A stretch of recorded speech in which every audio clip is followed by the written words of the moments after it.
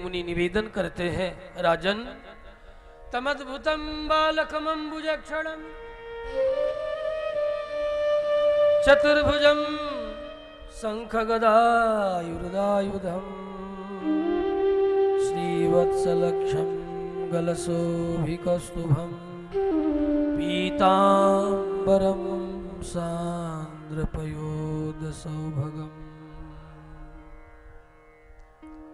अद्भुत बालक है, आज तक ऐसा इनके जैसा कोई बालक हुआ ही नहीं। एक ही अवतार में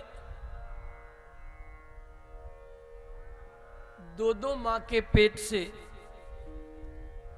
जन्म, इसलिए ये अद्भुत बालक है।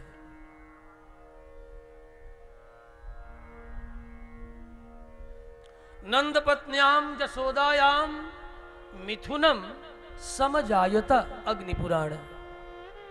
नंद पत्नी जसोदा के यहां भी जन्म लेते हैं और देवकी के पेट से भी जन्म लेते हैं। अद्भुत। इसलिए सुखदेव ने कहा तमद्भुतम,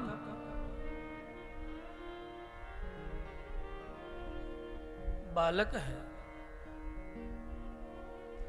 कोई सामान्य बालक नहीं। बालह कह ब्रह्मा, ब्रह्मा जिनके बालक हैं, ये ऐसे अद्भुत बालक हैं। बालह कह ब्रह्मा यस्य सह बालकः कृष्ण, ऐसे बालक कृष्ण है, इसलिए अद्भुत है।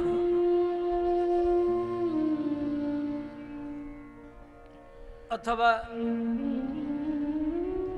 समस्त ब्रज के बालकों को सुख प्रदान करेंगे, परम सुख प्रदान करेंगे, भौतिक नहीं, अभौतिक अजड चिन्मय आनंदमय सुख प्रदान करेंगे। लौकिक सुख नहीं, अलौकिक सुख प्रदान करेंगे, जिसे महासुख कहा गया है। अतः ब्रज बालकों को अद्भुत सुख प्रदान करने के कारण भी ये अद्भुत बालक है। बालानाम कम सुखम यस्मात् असौ बालकः, ऐसे बालक श्री कृष्ण है, नंद नंदन है। अथवा बंधुओं, जिनके अस्य प्रशासने गार्गी सूर्या चंद्रमसौ विधृतौ तिष्ठत, जिनके प्रशासन में अनंत ब्रह्मांड अपने अपने स्थान पर स्थिर हो, नाचता रहता है, उसे नचाने वाले होने के कारण ये अद्भुत बालक है। बालयति संचालयति सर्वान बातादीनि असौ बालकः श्री कृष्णचंद्र, ऐसे बालक है।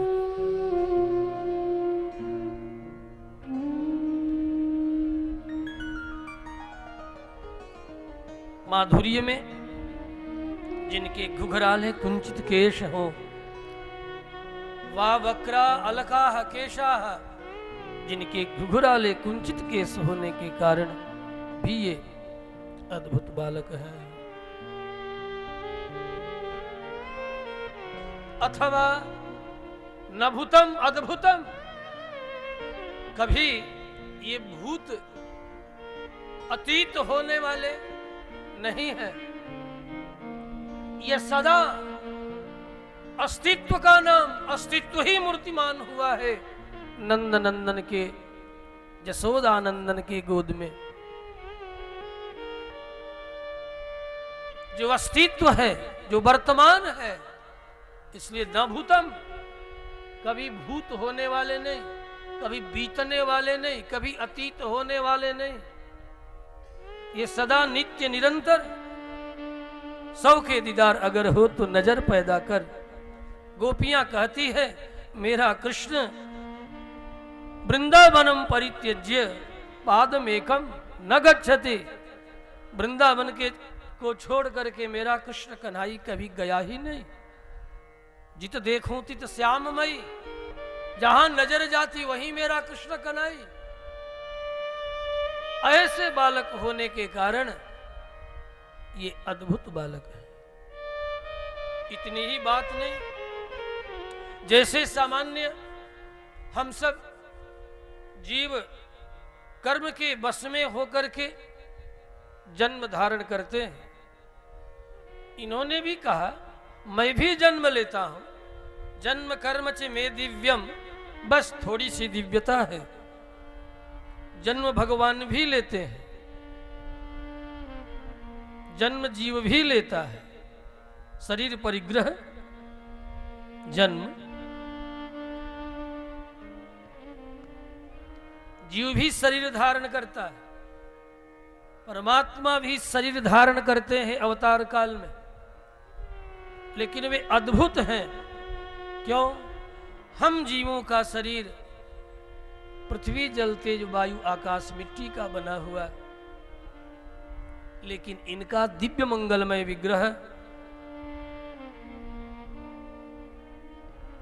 आनंदमय चिन्मय अजड पदार्थ से बना हुआ है, पंचोपनिषद में है। इसलिए हम जीवों से विलक्षण इनका दिव्य मंगलमय विग्रह है, अभौतिक है, इसलिए ये अद्भुत बालक है। इनके भी शरीर में पंच तत्व, लेकिन पंचोपनिषद में वह तत्व है। जैसे सामान्य जीवों के शरीर में पृथ्वी जल तेज वायु आकाश, भगवान के शरीर में भी पंच तत्व हैं, लेकिन वह पंचोपनिषदमय है, ज्ञानमय है, आनंदमय है, चिन्मय है, वह भी पांच तत्व है, जिसका नाम है यांग रांग लांग वांग शाम। ये पंचोपनिषदमय तत्व जिसके द्वारा भगवान का श्री मंगलमय दिव्य मंगलमय विग्रह बनता है। निज इच्छा निर्मित तनु, संकल्प से। इतना ही नहीं बंधुओं, मां के पेट में, देवकी के पेट में पूरे 12 माह रह करके भी पेट का जो दोष है, लज्जा श्लेष्मा रक्त मज्जा, उससे कोई संबंध नहीं है। सामान्य बालक मां के पेट से जैसे जन्म लेता है, ये वैसे जन्म नहीं लेते। मां के पेट में भी रह के, पेट मार्ग से इनका आना नहीं होता, ये बस वहीं भीतर से बाहर, जैसे दर्पण से सूर्य किरणें आर पार हो जाती हैं, वैसे ही पेट से पता भी न चले और बाहर प्रकट हो गए।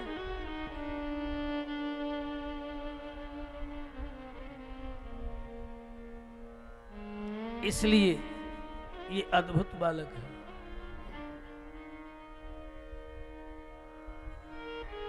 रहते पूरे 12 माह, उसमें कहीं कोई कोताही कमी नहीं, लेकिन जन्म सामान्य जीवों की तरह नहीं होता। अतः परमहंस अवधूत मुनिवर सुखदेव ने कहा, राजन ये कोई सामान्य बालक नहीं, अद्भुत बालक है।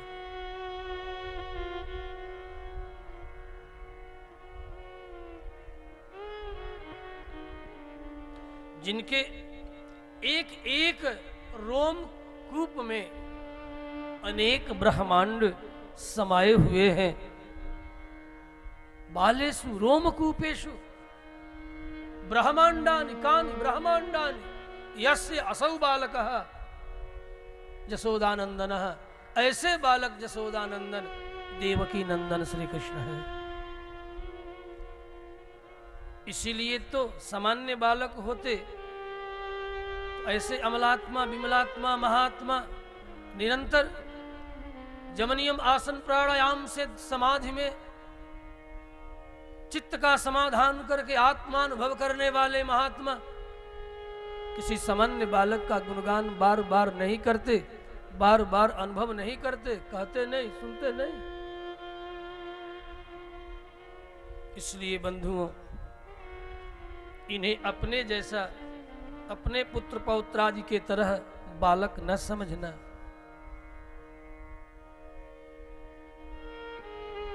अपने जैसा, मेरे जैसे इन्होंने भी जन्म लिया ऐसा नहीं समझना।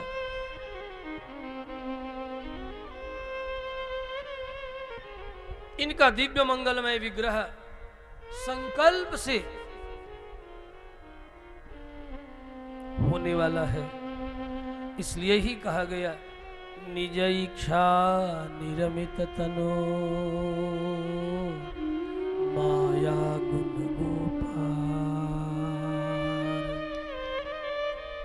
विप्रधेनु सुरसंतहित लिन्ह मनुज अवतार निज इच्छा निरमित तनो।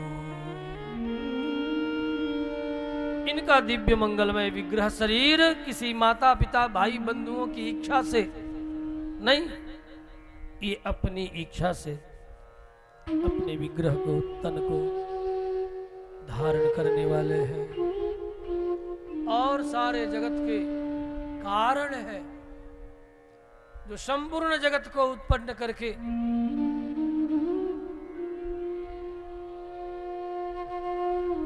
सबका भरण पोषण पालन करने वाले हैं। ऐसे ये अद्भुत बालक श्री कृष्णचंद्र है।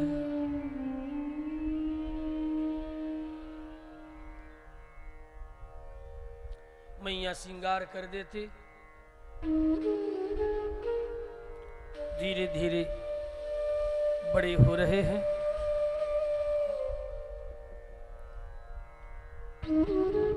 जो कृष्णचंद्र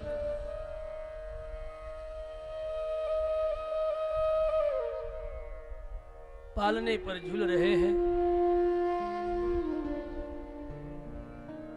सुंदर दिठौना लगा, जंगलियां पहना, कानों में कुंडल धारण करा, नित्य नए नए नवीन श्रृंगार कर आनंद मग्न हो रही है।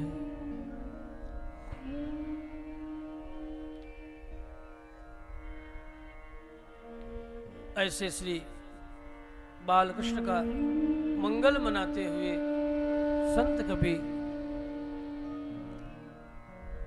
जयदेव जी ने बड़ा सुंदर मंगल गीत गाया है। आज ही मानो कृष्ण का भविष्य स्वरूप उजागर करके रख दिया।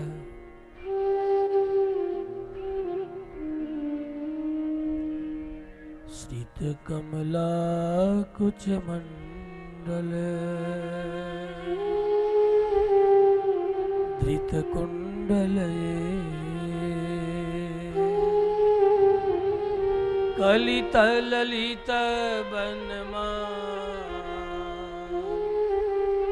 जय जय देव हरे कलित ललित बनमा जय जय देव हरे। शीत कमला कुछ मंडल धृत कुंडल धृत कुंडल कलित ललित बनमा जय जय देव हरे कलित ललित बनमा जय जय देव हरे।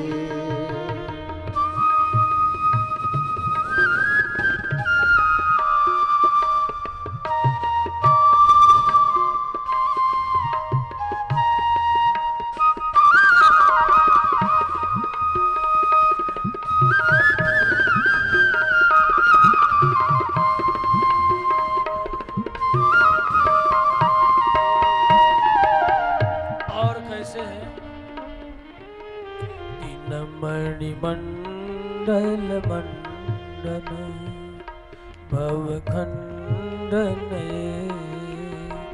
मुनि जन मानस हंस जय जय देव हरे जन मानस हंस जय जय देव हरे दीनमणि मंडल मंडन भवखंडन भवखंडन मुनि जन मानस हंस जय जय देव हरे जन मानस हंस जय जय देव हरे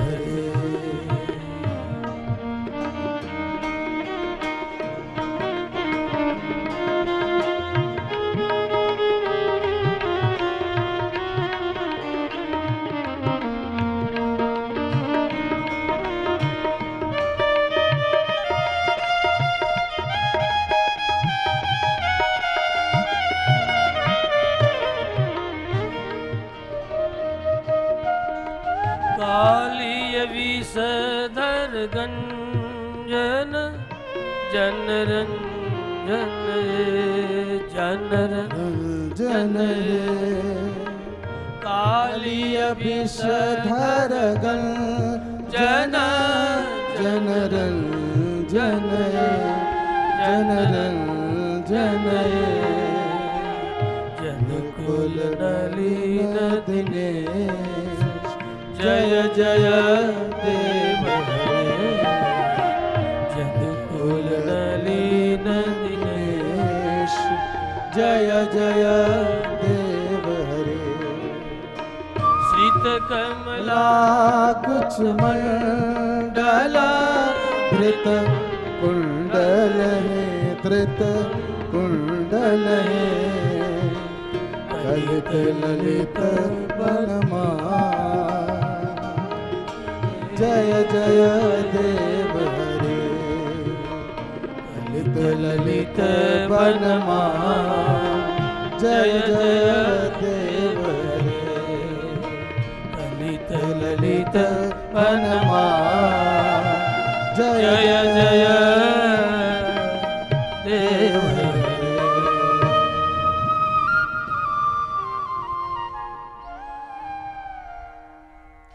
गोपियां भी नित्य ही आती मंगल गीत गाती आनंद मनाती प्रार्थना करती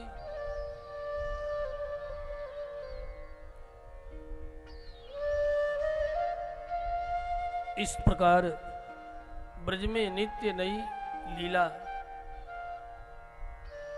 पालने से ही कन्हैया कृष्ण ने आरंभ कर दिया।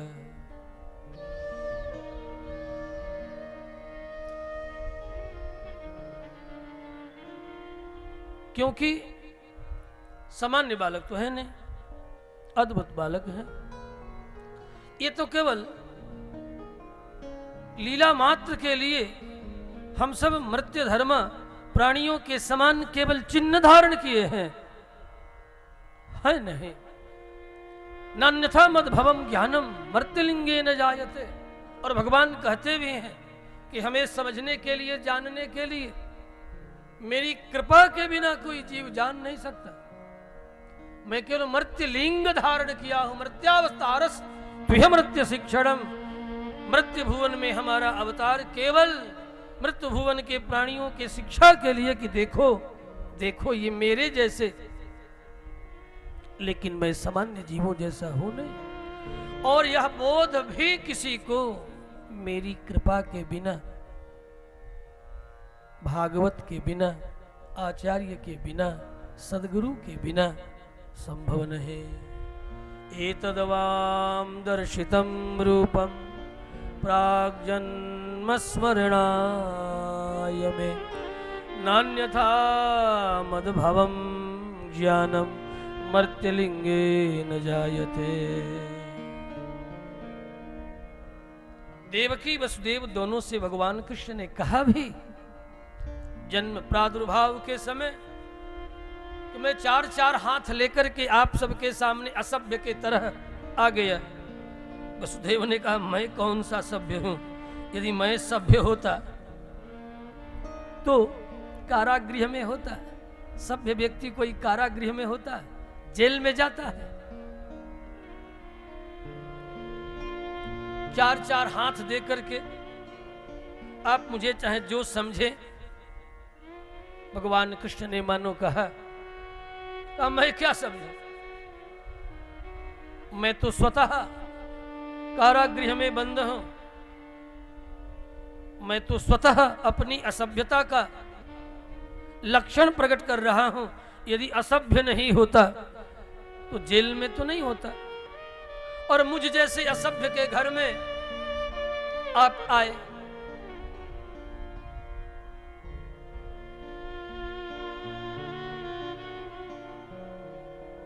इधर वसुदेव ने भी निवेदन किया है, अयम तो सभ्य तव जन्म नवगृहे श्रुत्वाग्रजांस्ते न्यवधेत सुरेश्वर सतीवतारम पुरुषै समर्पितम् श्रुत्वा धुनैवाभिसरत्यदायुधः। मेरी असभ्यता की मत पूछो भगवान। वसुदेव ने कारागृह में जन्म के समय, भगवान के प्रादुर्भाव के समय निवेदन किया है, आप जल्दी करो, यहां से कहीं अन्यत्र चले जाओ, नहीं तो वह कंस म्यान से तलवार निकाले, उठाए, हाथ में लिए, दौड़ता हुआ कहीं आ न जाए। आ ही रहा होगा।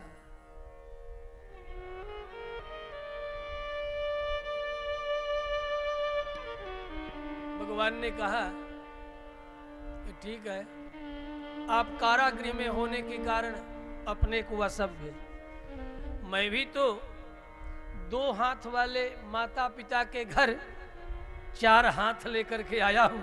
ये कौन सी सभ्यता है? दो हाथ माता के और दो ही हाथ पिता का भी, तो मुझे भी दो ही हाथ लेकर के आना चाहिए था आपके यहाँ। मैं चार हाथ लेकर के आ गया। लेकिन मैं इसलिए आया हूं, मैं सबको आश्वस्त करना चाहता हूं, चारों वर्णों को, चारों आश्रमों को, ब्रह्मचर्य, गृहस्थ, वानप्रस्थ, संन्यास आश्रम, अब डरने की जरूरत नहीं। ब्राह्मण, क्षत्रिय, वैश्य, शूद्र सबको निष्कंटक बनाने के लिए, सनातनी प्रजा को धर्म की स्थापना करने, चारों पाद से धर्म को स्थापित करने के लिए ये चार चार हाथ लेकर के आया।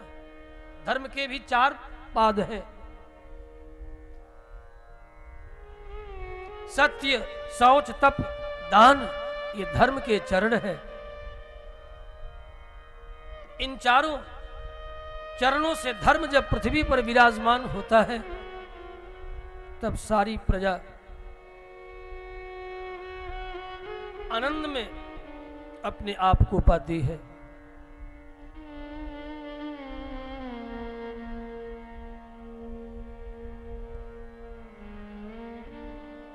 ऐसे श्री बालकृष्ण भगवान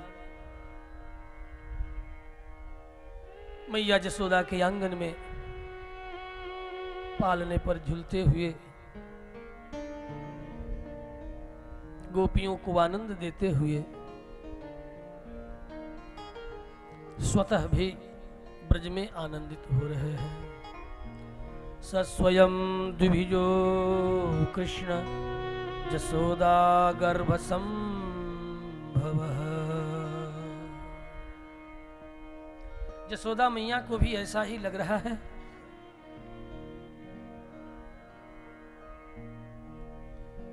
ये मेरा ही है, मेरे ही गर्भ से जन्म लिया है। कथानक का जरा स्पर्श कर दो। वसुदेव जिस बालिका को लेकर के आए, साथ साथ द्वार के भीतर पुनः बंद हो गए, हाथों में हथकड़ियां और पैरों में बेड़ियां। बालिका के रोने की आवाज, द्वारपालों की नींद खुली। कंस भागता हुआ सूचना प्राप्त करते ही दौड़ता आता है और देवकी वसुदेव से झटक के कहता है, ला दे, ये मेरा काल है। जो आकाशवाणी हुई थी उसी का परिणाम है। देवकी ने कहा, भैया आपको तो आकाशवाणी हुई कि मेरे गर्भ से 8वां उत्पन्न बालक आपका काल होगा। अस्यास्ताम अष्टमो गर्भ हंता यावह से बुधा। लेकिन ये तो बालिका है, इसे मत मारो, इसे छोड़ दो, ये मेरी सबसे छोटी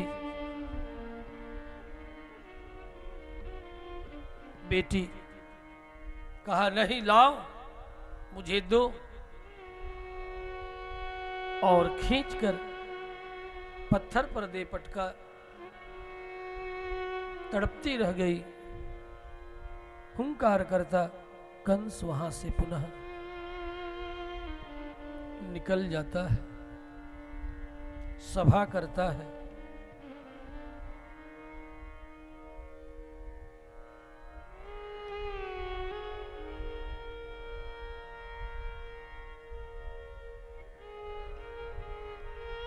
बालिका के जन्म से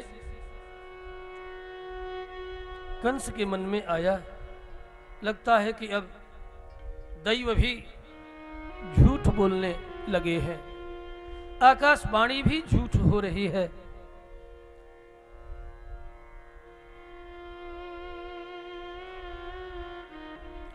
दैवमप्यनृतं भक्ति न मर्त्या एव केवलम। मुझे तो विश्वास नहीं हो रहा है कि देवकी के गर्भ से 8वां बालक न होकर बालिका उत्पन्न हुई होगी। आकाशवाणी कभी मिथ्या नहीं हुआ करती। कहीं ऐसा तो नहीं कि आकाशवाणी भी अब मिथ्या होने लगी।